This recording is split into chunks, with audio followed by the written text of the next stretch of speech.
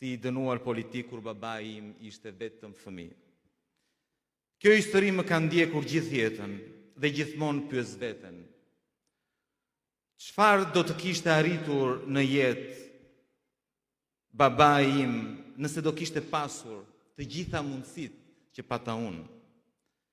Po të kishte jetuar në një Shqipëri të lirë, ku askush nuk të mohon mundësinë të ndjekësh ëndrrën tënde, të shpalosësh talentin, të punosh me nder dhe dinjitet për një jetë më të mirë.